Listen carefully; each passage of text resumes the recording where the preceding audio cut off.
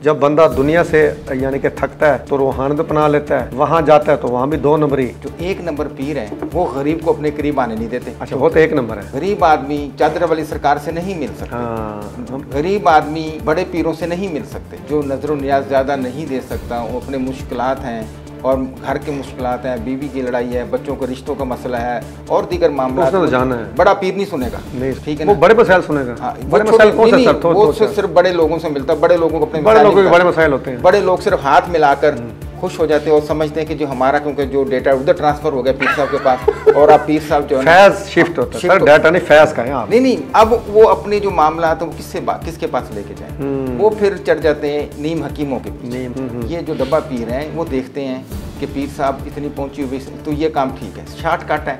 फिर वो माहिर अमलियात बन जाते हैं, माहिर तवीज़ात बन जाते हैं। तो ऐसे ऐसे पीरों से भी मैं वाकिफ़ हूँ जिनको दुआए कनूत नहीं आती, जिनको कलमा नहीं आता। मैंने पूछा दूसरा कलमा आता है? पीर बने बैठे। हाँ जी, वो कह रहे जी दूसरा कलमा। अच्छा, कलमे 2 हैं। ठीक है ना? जो कहते हैं कि मैं काले की काट का इलम करता हूँ वगैरह वगैरह।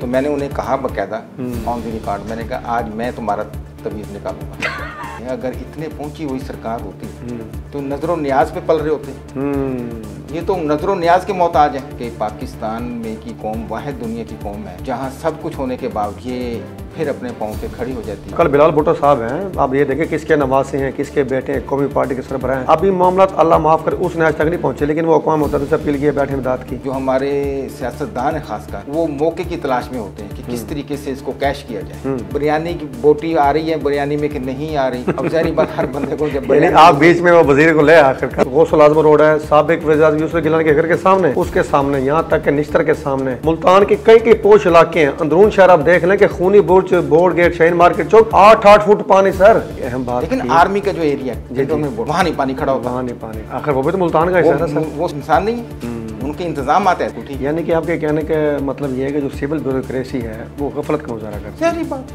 जी जी। तो मैं अगर उस ठेकेदार को बुलाकर उसको घंटा घर में लटका और मसले हल हो जाएंगे, एक खत्म हो। बिस्मिल्लाहिर्रहमानिर्रहीम, अस्सलाम वालेकुम नाज़रीन, मैं हूँ शिराज वैसी और आप देख रहे हैं एन न्यूज़ HD और एन पॉडकास्ट पे हमारा प्रोग्राम टॉप स्टोरी, जिसमें हम बात करते हैं रोज़ाना में हमें दरपेश होने वाली अहम ख़बरों पे, अहम मामलात पे, टॉप स्टोरीज़ पे। और हमारे साथ होते हैं सीनियर तज़कियाकार, तबसरा निगार, जिनकी कीमती राय हमारे लिए बड़ी अहम होती है, सैयद यज़दानी गिलानी साहब। गिलानी साहब जी आए नू।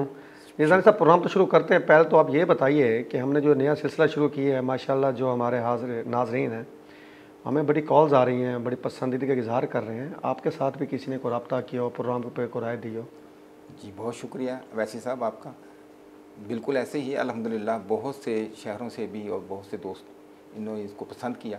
ज़ाहिरी बात है कि जब मसाइल पर आप गुफ्तगू करते हैं तो ये लोगों की दुखती रग है। बिल्कुल हर बंदा चाहता है कि उसके मसले का कोई हल, कोई सलूशन निकले, लेकिन हम उनकी राय दे सकते हैं, उनकी आवाज़ को उठा सकते हैं, उनको अरबाब अख्तियार तक आवाज़ पहुंचा सकते हैं। जी बिल्कुल। उनके मसाइल के हल के लिए हमारे पास कोई ऐसा पैमाना या ऐसी बंदूक नहीं है जो रख कर हम उनके हल करवा दें, लेकिन कोशिश करते हैं कि उनकी आवाज़ बने और उनके मसाइल को उजागर करें और उनको उनके जो मसाइल हैं अरबाब अख्तियार के कानों तक उनको लेके जाएं और उनको पढ़ने में भी और सुनने में भी हम अपना किरदार अदा करें। बिल्कुल गिलानी साहब, देखें जो हमारी ज़िम्मेदारी है कि वो बेबस लोग जो कि अपनी आवाज़ अरबाब अख्तियार तक नहीं पहुंचा सकते, हम उनके लिए सहूलतकारी का किरदार अदा करें। और अल्हम्दुलिल्लाह हमारी कोशिश है कि हम एन न्यूज़ के इस प्लेटफॉर्म से ये किरदार बखूबी अदा करें। तो गिलानी साहब, आते हैं हम अपने आज की अहम ख़बरों की तरफ, टॉप स्टोरीज की तरफ। इस वक्त तो आपको पता है हमारे वसेब, हमारे पंजाब की जो सबसे अहम टॉप स्टोरी है वो है सैलाब। सैलाब तो गुज़र रहा है, हेड ब्रीच हो जाएंगे, पानी गुज़र जाएगा, लेकिन अब तक गिलानी साहब तकरीबन ये समझें कि करोड़ों लोग मुतासर हो चुके हैं, लाखों लोग बेघर हो चुके हैं और तकरीबन 18.5 लाख एकड़ ज़र ज़मीन दरियाबुर्द हो चुकी है।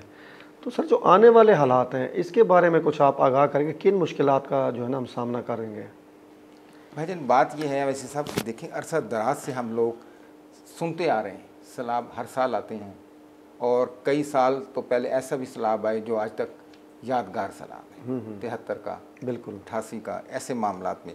लेकिन देखें कि अपनी मदद आपके तहत लोगों ने दोबारा कैसे सर्वाइव किया, कैसे वो अपनी ज़िंदगी उन्होंने बहाल की। जी जी। अब इतने लोगों को मैं समझता हूँ कि हुकूमत बहाल नहीं कर सकती, अगर बहुत मुश्किल है, बहुत मुश्किल बात, ठीक है। हाँ, उनकी सरपरस्ती कर सकती है, उन्हें रिलीफ दे सकती है, उन्हें खाद का रिलीफ दे जाए, टैक्स की मद में छूट दे दी जाए, ट्यूबवेल की बिजली की मद के उनके बिलों की मद में उनको छूट दे दी जाए, ठीक है ना। उनकी कोई और मामलात में उनको कोई काश्त के मामलात में उनकी रहनुमाई की जाए, उन्हें महकमा ज़राअत उनकी हेल्प करे, बीज दे दिया जाए वगैरह वगैरह। लेकिन ये कौम बड़ी क़ुव्वत बख्श है और मैं इनको सलाम पेश करता हूँ कि इतने हादसात के बावजूद भी ये खड़े हो जाते हैं। मुस्तहकम है, इस्तेकाम क्या के अंदर बात है सर, मैं कहता हूँ शराजी साहब, मैं आपको बयान नहीं कर सकता अवैसी साहब कि ये लोग यकीन जानिएगा कि पाकिस्तान में की कौम वाहिद दुनिया की कौम है जहाँ सब कुछ होने के बावजूद भी, ठीक है ना जी, ये फिर अपने पाँव पे खड़ी हो जाती है, जबकि ऐसी इतने बड़े सहाने के बाद गुजरने के बावजूद भी लोगों को सालों लगते हैं और हम फिर चंद माह में खड़े हो जाते हैं। आप देखिएगा, अल्लाह ताला खैर फरमाए, ये पानी ज़रा गुजरने की देर है और सूखने की देर है, हवा चले, ठीक है ना, और इंशाल्लाह यहाँ ही खेतियाँ लहलहाएंगी और इंशाल्लाह काश्तकार फिर अपने हल चलाएंगे और ज़मीनें जो है ना अनाज उगलेंगी वगैरह वगैरह, सब कुछ होगा। लेकिन अफसोस ये रहेगा कि जो जिनका हक है उनको हक मिलना चाहिए, बिल्कुल, और जिन्होंने हक अदा करना है वो हक अदा करें, वो ऐसा ना करें, ठीक है ना, किसी की साथ नाइंसाफ़ी ना हो, कि बंदर बांट ना हो, कि पसंद और नापसंद को रख कर मेरिट को, यानी कि मेरिट हो, सबके साथ हो, कोई बात नहीं, सबको दे दिया जाए। यानी आप कह रहे हैं कि कौम को लेकर आप कैसे न कोई उलझन नहीं, बुलंद हौसला की ये मारा इस कौम का शार है, सिर्फ वह कि जो हमारे अरबाब इक़्तिदार हैं उनको भी कौम की तरह जो जज्बा है उसका मुजाहरा करना चाहिए। आज भी देखिए ना कि हर बंदा अपनी जगह पे खड़ा है, अपनी जगह पे खड़ा है, सैलाब ज़दगान अपनी जगह पर हैं, जो सैलाब ज़दगान में हैं, जैसे हम शहर में बैठे हैं, हमें किसी किस्म का कोई ख़तरा लाहक नहीं है, लेकिन परेशानी हमारे बच्चों में भी है, बिल्कुल परेशानी हमें भी है, ठीक है ना, कि उनके ऊपर एक आफत आई, नागहानी परेशानी आई, उनकी फसलें तबाह हो गई, उनके जानवर बेचारों के ख़त्म हो गए, बेसरो सामानी के आलम में आगे खुले आसमान के नीचे वो बैठे हैं, खाने की उन्हें प्रॉब्लम है। तो ये सारी चीज़ों देखने और सोचने के बाद एक इंसान की अपनी जो है ना हिस्स होती है, उसके अंदर तकलीफ़ तो होती है, लेकिन उस तकलीफ़ का अजाला ऐसे ही हो सकता है कि हम मिलकर बहसीयत कौम उनके लिए खड़े हो जाएं और हुकूमत भी खड़ी स्टैंड ले। कोई बात नहीं, क्या हो गया, जहाँ अरबों दाएँ बाएँ लग जाते हैं हमारे, ठीक है ना, और लोगों को अगर हमारी काश्तकारों को, ज़मींदारों को और सैलाब ज़दगान के ऊपर लग जाएं तो मैं नहीं समझता कि उससे कोई बड़ी कोई आफत आ जाएगी या मुल्क दिवालिया हो जाएगा। अच्छा इसदार साहब, इसी से जुड़े हम बात करते हैं। आपने बात की कौम की बुलंद हौसला की कि ये कौम हार नहीं मानती और तारीख़ गवाह है कि इससे भी बड़े बड़े मसाइल का सामना करना पड़ा, लेकिन चंद दिनों बाद कौम खड़ी हो जाती है। लेकिन जो हमारे कौमी रहनुमा हैं इस कौम के, उनके मामला हमारी समझ से बाहर है। अब कल बिलाल भुट्टो साहब हैं, आप ये देखें किसके नवासे हैं, किसके बेटे हैं, कौमी पार्टी के सरबराह हैं। अभी मामला अल्लाह माफ़ कर उस आज तक नहीं पहुँचे, लेकिन वो अक़वाम मुत्तहिदा से अपील किए, बैठे इमदाद की। इसके पीछे सर क्या उनके लिए उनके ज़हन में क्या चल रहा है? देखिए भाईजान, हमेशा जो है ना कशकोल हमने उठाया है, आज को पहली बार नहीं है। हमेशा इस किस्म की जो मामलात होते हैं, जो हमारे सियासतदान हैं ख़ासकर, वो मौके की तलाश में होते हैं कि किस तरीके से इसको कैश किया जाए, ठीक है ना। तो उन्होंने उसको कैश कर लिया, करने की कोशिश कर रहे हैं कि अक़वाम मुत्तहिदा इसमें शामिल हो जाए। हम तबाह हो गए, हम बर्बाद हो गए, हम फसलें यानी वावेला मचा दी, वावेला उन्होंने आता सर, ठीक है ना। क्योंकि ज़ाहिर बात है कि अभी तो सिंध में कुछ भी नहीं हुआ, अभी तो वहाँ पानी गया नहीं है, पानी गया ही नहीं।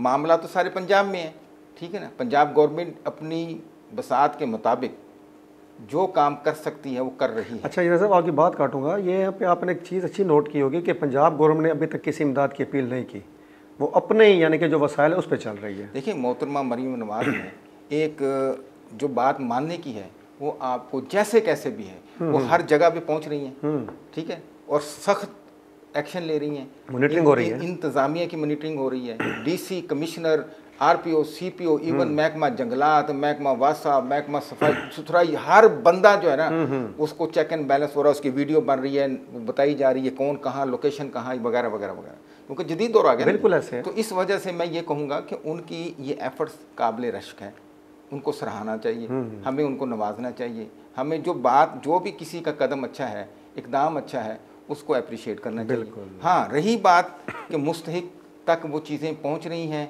या नहीं पहुँच रही, खैमा पहुँच रहा है नहीं पहुँच रही, बिरयानी की बोटी आ रही है बिरयानी में कि नहीं आ रही। अब सारी बात हर बंदे को जब यानी आप बीच में वो वजीर को ले आखिरकार, नहीं देखो उनकी मेहरबानी है कि ये बोटी का पूछ तो रहे हैं, क्यों पूछ रहे हो, उसकी वजह यह है कि वो कह रहे हैं कि हमने देख वाले को वाफर मिकदार में गोश्त के पैसे दिए। यानी ये संजीदा बात है, इसमें हम मजाक का तासुर नहीं नहीं, वो कह रहे हैं भी इस मकसद के लिए भी हर कम से कम प्लेट में 2-3 बोटियाँ आनी चाहिए। यानी अगर हमने 8 किलो चावल डलवाए हैं ना, वो कहते हैं जी हमने 16 किलो उसमें गोश्त डलवाया। तो इसलिए इस मद में वो पूछ रहे हैं कि बोटी भी मिली, कहीं ऐसा ना हो कि सिर्फ चावल आ जाए और बोटी ना आए। तो उनका मकसद ये था, वो लोगों ने उसका गलत था। देखिए जी, आज आपने ना एक बड़े मुस्बत पहलू गुफ्तगू की है और जो हमारे जहन के अंदर वो धागे उलझे हुए थे ना, उनकी गिरें खोलने में बड़ी आसानी पैदा की है।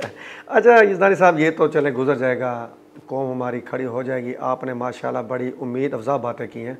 कल बारिश हुई मुल्तान में, बड़े ज़ोरों की अर्बन फ्लडिंग थी, होती है, कुदरती आफत आ जाती है, कौम को सामना करना पड़ता है। लेकिन सर कुछ मसाइल हैं वहीं के वहीं खड़े हैं। मुल्तान की बड़ी चंद अहम सड़कें, आप ये देख लें, रशीदाबाद रोड है, जब भी बारिश होती है कई सालों से, गौसल आजम रोड है, साबिक वज़ीर यूसुफ गिलानी के घर के सामने, सर्किट हाउस जो सबसे बड़ा सरकारी एक रिहाइश गाह है उसके सामने, यहाँ तक कि निश्तर के सामने, मुल्तान के कई कई पोश इलाके हैं। अंदरून शहर आप देख लें कि खूनी बुर्ज, बोर्ड गेट, शाहीन मार्केट चौक, 8-8 फुट पानी सर। वहाँ पे मैंने कई लोगों, यानी वहाँ आमदरफ्त बंद हो जाती है क्योंकि वहाँ लोग वाक़यातन डूब जाते हैं। सर इस पे क्यों इंतज़ामिया कर रही? चले 1 साल की बात हो, 2 साल की बात हो, ये तो कई साल के मसाइल हैं, अर्बन फ्लडिंग आती है, लेकिन इन मसाइल से नबर्द आज़मा क्यों नहीं हो पा रही इंतज़ामिया? सर बात ये है कि हर साल इस किस्म के मामलात होते हैं, बारिशें होती हैं, ठीक है जी, उससे हमें 2-4 होना पड़ता है। अब देखें ना, कैंट के जैसे आपने बात ही नहीं की, कैंट का जो मेन रोड है जी जी, इसमें खुर्शीद नान वाला है, वहाँ कश्ती पे जाना पड़ता है, इतना यानी कि पानी हो जाता है। कल इतना पानी था, ठीक है। इस तरीके से डबल फाटक है, पुराना शोजाबार, आपने अपने इलाकों के नाम लिए ना जी, और जहाँ से मैं आऊँगा सारी बात है, मैं तो वही इलाका, सूरज मियानी रोड को देख लें, ठीक है ना जी, उस गुलगश्त इवन देख लें, ये तमाम लोगों के वासियों को कल कोफत हुई, परेशानी उठानी पड़ी। कईयों की गाड़ियों को धक्के लगा रहे हैं, कईयों की मोटरसाइकिलें बंद हो गई, कोई फैमिली के साथ थे वगैरह वगैरह। अब मुझे बताएं कि उसका हल क्या? हल ये है कि फौरी तौर पर जहाँ तो देखा कि वीआईपी मूवमेंट है, वहाँ तो वासा वाले गाड़ी लगा के पानी खींच लेते हैं, ठीक है, लेकिन वो पानी कहाँ जाएगा? फिर जाके उसी नशेबी इलाकों में जाएगा, वहाँ फेंकना है, ठीक है ना, पहले सैलाब आया हुआ है।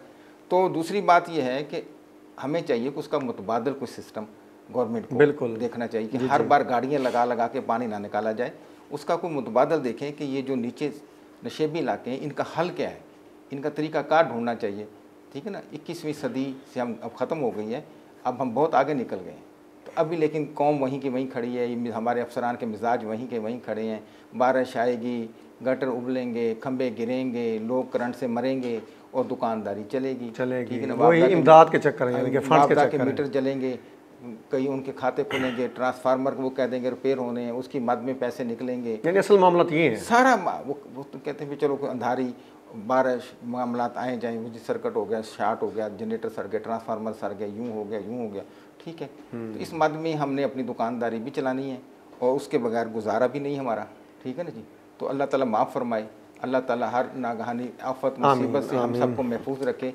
इसकी तरफ तवज्जो देने की ज़रूरत है कि ये जो हमारे नशेबी इलाके हैं, इनके वासियों के लिए, इनके शहरियों के लिए भी कुछ किया जाए। बिल्कुल साहब, बिल्कुल किया जाना चाहिए, बड़ी अहम बात। लेकिन आर्मी का जो एरिया है वहाँ नहीं पानी खड़ा होता, आखिर वो भी तो मुल्तान का हिस्सा है, वो इंसान नहीं है, उनके इंतजाम ऐसे हैं कि उन्होंने तो बिल्कुल ठीक। यानी कि आपके कहने का मतलब ये है कि जो सिविल ब्यूरोक्रेसी है वो गफलत का मुजाहरा करती है। सारी बात कुछ लोग ठेकेदार मामला, अभी जो सड़कें बन रही हैं ना, कैंट की एक सड़क नहीं बनी है, बामन जी चौक वाली, अब कल वहाँ पानी खड़ा, बंदा पूछे अभी तो इसको 10 दिन नहीं हुए, क्या और पानी खड़ा हो गया। जब सड़क बनी होगी तो सेवरेज का भी उन्होंने मसाइल रखे होंगे ना। जुम्मा 8 दिन हुए जी, तो मैं अगर उस ठेकेदार को बुलाकर उसको घंटा घर में लटका दो और मसले हल हो जाएंगे, एक खत्म हो जाएंगे सारे, हम जब सजाएं मिलेंगी। अच्छा इज़दानी साहब, अब हम आते हैं ज़रा लोकल इश्यूज़ की तरफ जो हमें दरपेश है मुल्तान में रह के। जो हमारे इदारे का अखबार है मुल्तान अपडेट, उसमें बड़ा उसका जिक्र है। अतायत पे हमने पहले प्रोग्राम किया सर, ये जैली अतायत तो हम सुनते आ रहे हैं, ये सर 2 नंबर पीरी भी क्या बात है सर। रूहानियत में जब बंदा दुनिया से यानी कि थकता है तो रूहानियत अपना लेता है, वहाँ जाता है तो वहाँ भी 2 नंबरी। ये सर 2 नंबरी अताई और 2 नंबरी ये जो पीरी मुरीदी है, ये कब जांच छोड़ेगी? इसके लिए कोई चेक सिस्टम है कि नहीं है? वैसे साहब ये आपने आज बड़ा दिलचस्प मौजू का इंतखाब किया और ख़बर की तरफ लोगों को उनकी तवज्जो दिलवाई। असल में 2 नंबर पीरों की पनपने की 2 वजूहात हैं। जो 1 नंबर पीर हैं वो गरीब को अपने करीब आने नहीं देते। अच्छा, वो तो 1 नंबर है, वो तो 1 नंबर है। ये निशानी है कि जो गरीब को नेड़े ना दे वो 1 नंबर है। वो ज़ाहिर बात है ना, मैं नाम उनके क्या लूँ। गरीब आदमी समझ जाते हुए हमारे बड़े सियाने हैं। काज़मी बरादरान से नहीं मिल सकते, गरीब आदमी चादर वाली सरकार से नहीं मिल सकते। हाँ, गरीब आदमी बड़े पीरों से नहीं मिल सकते, ठीक है ना। वो गरीब हैं, उनको हाथ ही कोई नहीं मिलाएगा। उनके तो सर लैंड क्रूजर के शीशे नहीं खुलते। मैं इसलिए कहा ना, उनको अंदर ही नहीं जाने देता, कोठी में कोई नहीं घुसने देता। अब वो अपने जो मामला तो किसके पास लेके जाए, वो फिर चढ़ जाते हैं नीम हकीमों के पीछे। नीम हकीमों ये जाली पीर और नीम पीरों डब्बा पीर जो हैं, ये जो डब्बा पीर हैं वो देखते हैं कि पीर साहब इतनी पहुंची हुई तो ये काम ठीक है, शॉर्टकट है। फिर वो माहिर अमलियात बन जाते हैं, माहिर तवीज़ात बन जाते हैं, दीगर मामलात में उनको अबूर हासिल हो जाता है। तो ऐसे ऐसे पीरों से भी मैं वाकिफ़ हूँ जिनको दुआए कनूत नहीं आती, जिनको कलमा नहीं आता। मैंने पूछा दूसरा कलमा आता और पीर बने बैठे। हाँ जी, वो कह रहे जी दूसरा कलमा। अच्छा, कलमे 2 हैं। ये कल की बात है। मैंने कहा क्या सर, वैसे पहला कलमा आता था। हाँ जी, पहला आता था। ठीक है, मुसलमान है, ठीक है सर, दूसरा कोई नहीं। ला इलाहा इल्लल्लाह मोहम्मद पाक रसूलुल्लाह, पहला कलमा भी ये नहीं, वो तो तकद्दुस का मुजाहरा करता है। तो मैंने कहा चलो कोई बात, मैंने कहा दूसरा कलमा, कहता दूसरा भी तो नहीं कि दूसरा भी होता है। तो ये पीर साहब है माहिर अमलियात तवीज़ात, ठीक है ना, जो कहते हैं कि मैं काले की काट का इल्म करता हूँ वगैरह वगैरह। तो मैंने उन्हें कहा बाकायदा ऑन द रिकॉर्ड, मैंने कहा आज मैं तुम्हारा तवीज़ निकालूंगा। फिर निकाला कि नहीं निकाला? मैंने उन्हें बताया। अच्छा, तो वो मान के उसने कहा जी रोज़ी रोटी है, कोई ऐसा कहानी नहीं है। लोग आते हैं अपने मसलों मसाइल के लिए, तो बस ठीक है। अब फरूखपुरे चौक, ग्रास मंडी, इसी तरीके से अब पुल उतरने के बाद चीलों वाला कॉलोनी, पीर कॉलोनी में साबर शाह पीर साहब, ये क्लीनिंग है, चलाया करते थे। आज उनका बाप मरा तो बेटा बैठा हुआ है, नस्ल मौरूसियत जा रही है। ताज़ा बात, पीर नवीद। अब पीर नवीद बन गए जी, देग बड़ी रख ली। खुदा अभी वो जो बड़ी देग बनाते रहे पलवल में, उनकी बात कर रहे हैं पीर नवीद फरीद चिश्ती साहब।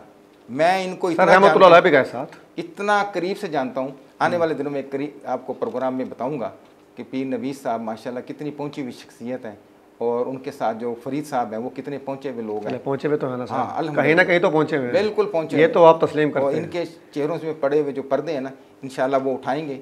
और मैं आपको बता दूं, हटाने और उठाने में भी फ़र्क है। हटाने के लिए उंगली काफ़ी है, उठाने के लिए ताकत चाहिए। इंशाल्लाह ताकत से उठा के दिखाएंगे। गिलानी साहब, आप तो पीरों के उसमें क्या कहते हैं झुंड में हाथ डालेंगे, सर वो कोई यहाँ को तवीज़ ना कर दे हमारे पे, हमको हसार असुर खींच ले अपने स्टूडियो। नहीं कोई, वो सब कुछ कर लग जाएंगे। अच्छा, हाँ जी, आप बेफिक्र हो जाए। नहीं, हम किसी तगड़े पीर का बंदोबस्त करें, हसार असुर खींच लें सर। सर बात ये है, अगर इतने पहुंची हुई सरकार होती तो नजरो न्याज पे पल रहे होते। ये तो नजरो न्याज के मोहताज हैं, उसके बगैर इनकी हांडी नहीं पकती। सर मैं एक बात बताऊं, ये जो अब सैलाब आया है जंग में, दरबार हज़रत पीर सुल्तान बाहू रहमतुल्लाह बंद किया गया, तो जितने से ज़्यादा नशीन है वो दुबई अबू धाबी नजर आए लोगों को, बड़े बड़े प्राडोज में वहाँ सैर सपाटे कर रहे हैं। तो सर काम तो कोई नहीं होता ना सर, उनको सिर्फ अपने उर्स से ताल्लुक़ है। और जो गरीब आदमी है, जो नजरो न्याज ज़्यादा नहीं दे सकता, वो अपने मुश्किलात हैं और घर की मुश्किलात हैं, बीवी की लड़ाई है, बच्चों के रिश्तों का मसला है और दीगर मामला, तो जाना है। बड़ा पीर नहीं सुनेगा, उसके पास टाइम ही नहीं इतना कि वो आधा घंटा आपकी स्टोरी सुने, ठीक है ना। वो बड़े मसाइल सुनेगा। हाँ, बड़े मसाइल कौन से सर? वो सिर्फ बड़े लोगों से मिलता है, बड़े लोगों को अपने बड़े मसाइल होते हैं। बड़े लोग सिर्फ हाथ मिलाकर खुश हो जाते हैं और समझते हैं कि जो हमारा, क्योंकि जो डेटा उधर ट्रांसफर हो गया पीर साहब के पास, और आप पीर साहब जो है फैज शिफ्ट होता है सर, डाटा नहीं फैज का है आप। नहीं, उसके मसाइल का डेटा अब पीर साहब को पता चल गया, नहीं उधर मसाइल का डेटा शिफ्ट होगा, उधर से फैज निकलेगा, यानी फिर फैज तो तगड़ा होता है, फैज़याब हो जाएंगे, फैज़याब हो जाएंगे, वो फैज़याब हो जाते हैं। बहरहाल यदानी साहब, आपने ना मुझे डरा दिए सर, दिल मेरा कांप उठा है कि अब हम पे ना कोई दम तवीज़ हो जाए। मैं तो जनाब अपने जो स्टूडियो के हैं ना सर, हमारे बड़े प्रोड्यूसर साहब, ये जो डायरेक्टर हैं, उनको कहूँगा कि हसार सुर खींच दें। नहीं इंशाल्लाह, हमने घर भी जाना सर। नहीं आप बेफिक्र रहें। अच्छा, अल्लाह खैर फरमाएगा, क्योंकि यहाँ हमने भी 2-4 चेले मंगवा के बिठा लिए माशाल्लाह, यानी कि हमारे पास भी ताकतें हैं। हाँ जी, चले फिर हम अब हम खुल के बात करते हैं सर, अल्लाह की ताकत। अब हम और मामला तो खुल के बात करते हैं, क्योंकि अब आपने मेरा दिल बड़ा कर दिया। आप गिलानी साहब, ये बड़ा आजकल बड़ा शोर उठा हुआ है सर, बड़ी मशहूर मरूफ शख्सियत हैं, हमारा बड़ा महकमा रेलवे, उसके को सर PRO साहब हैं, पब्लिक रिलेशन ऑफिसर, आवाम से रब्ता रखने में सहूलतकारी करने वाले। वो तस्लीम राव साहब है सर, बड़े चर्चे उनके सुने, बड़े ऑलराउंडर हैं, चारों तरफ खुल के शॉट्स खेल रहे हैं, क्या कहते हैं सर आप उनके बारे में? जी मैं बताता चलूँ कि तस्लीम राव साहब जो हैं ये रेलवे के बेताज बादशाह हैं। माशाल्लाह। ठीक है। अच्छा, रेलवे का बादशाह तो और अच्छा, करप्शन के बादशाह। आपने तो मुझे अब देखें कि डीएस के बाद है, डीएस से मिलना है, किसको मिलना है, किसको नहीं मिलने देना, किस अफसर की कहाँ तक बात लेके जानी, किसकी सहूलतकार ये करेंगे, तमाम मामला को ये डील करते हैं। अब ये अरसा दराज से बैठे हैं और अपने मामला, अब जो साहब डीएस हैं, ठीक है ना, उनके साथ भी इनका याराने, उससे पहले जो डीएस यहाँ से हुए वो भी मुअत्तल हुए, फिर आजकल वो कराची में, उनके ऊपर भी एक प्रोग्राम। सर अभी आपने लफ्ज़ इस्तेमाल किया याराने जी, अफसर का मतहत का याराना तो नहीं होता सर, याराना तो एक डेकोरम होता है ना। डेकोरम उस सूरत में होता है जिसका आप रख रखाव के अंदर रहें, एक लिमिट में रहें। जब लिमिट क्रॉस हो जाती है तो फिर डेकोरम खत्म हो जाता है, फिर याराना शुरू होता है, फिर याराना शुरू हो जाता है। ठीक है ना जी, कि मुझे पता है कि इस बच्चे ने मुझे कमा कर देना है, इसने मुझे यहाँ ला के देना है, मेरे तमाम स्याह सबाक का वो मालिक है, उसको देख रहा होता है। तो जब वो देख रहा होता है तो फिर वो आपकी क्या इज्जत रहेगी, कहाँ रिस्पेक्ट रहेगी। ये देखें ना, अब डीएस साहब का डीएस को वॉशरूम में छुप कर जान बचानी पड़ी, और उसके जब हमला हुआ तो ये पीआरओ साहब कहाँ थे? हमला किसने किया सर? एक नियाजी साहब है। अच्छा, उन्होंने करप्शन अपने भत्ते की वजह से हमला कर दिया। ठीक है ना, डीएस साहब पे? डीएस साहब वॉशरूम में छुप गए, दफ्तर के, अपने दफ्तर में। अच्छा, फिर उन्होंने पुलिस को कहा। नहीं, वो नियाजी साहब इतने बासर थे कि सरकारी दफ्तर पे पुलिस सिपाही, उसकी भी दास्तान सुनाएंगे। और ये पीआरओ साहब क्या हैं? पीआरओ साहब उन्हें शय दे रहे थे नियाजी को, अपने ही अफसर के खिलाफ, और बहुत से सबूत हमें मिले इसके कारनामों के। अब एक कोठी पे बरजमा है, ठीक है ना, जिसके ये अहल ही नहीं है, वो कोठी इन्होंने अलाट करवा ली। और वो कहते हैं, अब देखिए ना, डीएस मुअत्तल हो गया, चला गया लाहौर, मतलब नया डीएस आ गया, लेकिन ये वहीं सीट पे बैठे हुए। भाई पीआरओ को हटाओ, असल किरदार यानी कि पीआरओ तो ये है। अच्छा, जब मैंने डीएस से रब्ता किया, मैंने कहा शेख साहब, जुल्फ़कार साहब आपसे मालूमात लेनी, खबरें लगी आपके खिलाफ कि आप वाशरूम में छुप के। उसने कहा जी मेहरबानी करें, आप ना करें ऐसी मेहरबानी, एक खबर ना लगाएं, आपको मेरा अभी पीआरओ रब्ता करता है। मैंने कहा कौन पीआरओ? रिकॉर्डिंग है मेरे पास। उसने कहा जी राव तस्लीम आपसे रब्ता करता है, और आप जैसे कहेंगे वैसे। थोड़ी देर बाद मुझे मुख्तलिफ जगहों से, खानेवाल से, मुल्तान से सहाफ़ियों के फ़ोन आना शुरू हो गए। वो पीआरओ थे? हाँ जी। उन्होंने कहा जी आप मेहरबानी करें, ना खबर चलाएं, वगैरह वगैरह वगैरह। चलें, वो मामला एक अपनी जगह पर है। अब ये मौसूफ जो है, ये जो अपने पसंद नापसंद के सहाफ़ियों के साथ चलते हैं, ठीक है ना, उनको किस तरीके से चलाते हैं, इनका तरीक़ा वारदात है। मौसूफ कितना अरसे से मुल्तान में हैं, कहाँ कहाँ तैनात रहे, और क्या माल पानी कमाया, ठीक है ना, इन राव फैमिली में इनका कहाँ अबाउ जदाद हैं, और दीगर बहुत सी चीज़ें, वो इंशाल्लाह अगली स्टोरी में आपको बताएं। बहरहाल गिलानी साहब, अभी आपने लफ्ज़ इस्तेमाल किया दास्ताने। हाँ जी, जिस तरह से आप दास्ताने मंजर आम पे लाते जा रहे हैं, को हमें नया प्रोग्राम दास्तान गोए के नाम से ना शुरू करना ऐसे ही करना पड़ेगा। इन लोगों के कारनामों पर एक किताब लिखी जा सकती है, किताब लिखी जाए, राव साहब के कारनामों पर एक किताब लिखी जा सकती है। हम एक प्रोग्राम की सीरीज शुरू कर, वो किताब होगी सर, वो सीरियल वाइल होगी। हाँ जी। और ये याद रखेंगे। बल्कि इन्होंने तो एक सहाफ़ी के बेचारे, उन्होंने कहा जी आपने 14 अगस्त पे इश्तिहार लगाना, और इश्तिहार के लिए राव साहब वहाँ मौजूद हैं, खड़े हैं लेडी रिपोर्टर के पास, और उन्होंने कहा जी आपने इनको पेमेंट दे देनी। उस टाइम वो कह रहे हैं जी जी जी जी, खुदा का करना होगा कि वो 14 अगस्त से आगे पीछे उनका तबादला होगा इसी मामलात के अंदर। अब राव साहब पकड़ाई नहीं दे रहे।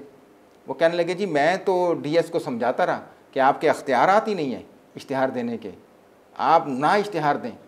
वो कैसे उन्होंने दे दिया है? उन्होंने कानून की खिलाफ वर्जी की है। अब वो मुझे बताएं कि वो पीआरओ समझा रहा है हमें, जबकि वो इश्तिहार, जब मैंने उनसे पूछा कि आपको इश्तिहार कैसे मिला, उसने कहा जी डीएस खड़े हुए थे, मैं पास बैठी हुई थी, वो बैठे हुए चाय पी रहे, इसको बुलवाया गया, इसको बतलाया गया, मैंने भी बतलाया कि इतने का इश्तिहार है 14 अगस्त का। उसने कहा ठीक है। यानी कि मामला तो वाकई बड़े अब जाहिर बात, जब वो काया पलटी तो इन्होंने आंखें बदल ली। ये गिरगिट की तरह रंग बदलता बंदा, राव तस्लीम है, गिरगिट का रंग देखा ना कभी आपने? हाँ जी, बदलता देखा। ये इंशाल्लाह ये रंग इसके सारे दिखाएंगे। चलें जी, ठीक हो गया। गिलानी साहब बहुत शुक्रिया जी। आज नेशनल इश्यूज़ के साथ साथ कौमी इशूज़ के साथ साथ जो हमारे लोकल इशूज़ हैं उसमें भी बड़ी शानदार मालूमात से आपने बहरामंद किया, मुस्तफ़ीद फरमाया, और आपने जो आज मालूमात दी और 4-5 इशूज़ पर जो दास्तान, नाज़रीन दास्तान गोई के नाम से नए प्रोग्राम का मुंतज़िर हैं हम। उसमें ना वो क्या कहते हैं, देसी लफ्ज़ है बम फोड़ेंगे, तो आप तैयार रहिएगा। तो गिलानी साहब बहुत शुक्रिया जी। नाज़रीन अगले प्रोग्राम में नई टॉप स्टोरी के साथ आपकी खिदमत में हाजिर होंगे। आप हमें अपनी फ़ीडबैक से ज़रूर मतला रखिएगा इजाज़त चाहते हैं। अल्लाह हाफ़िज़।